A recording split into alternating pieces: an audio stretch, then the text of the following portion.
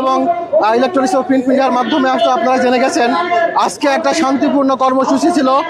সেই শান্তিপূর্ণ কর্মসূচিতে আওয়ামী লীগের দোসর জাপা এবং আওয়ামী লীগের গুপ্ত সন্ত্রাসীরা তারা রাশেদ খান এবং ভিপি নূর আমাদের কেন্দ্রীয় নেতৃবৃন্দের উপর অতর্কিত আক্রমণ চালিয়ে তাদেরকে আহত করে। ইতিমধ্যে আপনারা জেনেছেন অনেকেই ঢাকা মেডিকেলে প্রাথমিক চিকিৎসা নিয়েছে।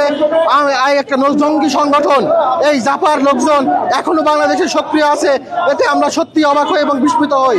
আমরা ডক্টর মোহাম্মদ ইউনূস সরকারের কাছে দৃঢ়ভাবে দাবি জানাতে চাই, জাপার সমস্ত কর্মকাণ্ডকে নিষিদ্ধ করে এই বাংলাদেশ থেকে তাদেরকে বিতাড়িত করার জন্য প্রয়োজনীয় পদক্ষেপ নেওয়ার আহ্বান জানাচ্ছি। এই দোসরদেরকে আওয়ামী লীগকে যেভাবে নিষিদ্ধ করা হয়েছে এই দোসরদেরকেও নিষিদ্ধ করতে হবে। জাতীয় পার্টিকে চলতে চাই অনতিবিলম্বে এই অন্তর্বর্তীকালীন সরকারকে আমরা দাবি জানাচ্ছি এই জাতীয় পার্টিকে জাতীয়ভাবে নিষিদ্ধ করতে হবে এবং তাদেরকে আইনের আওতায় এনে তাদের দলের নিবন্ধন কার্যক্রম বাতিল করতে হবে।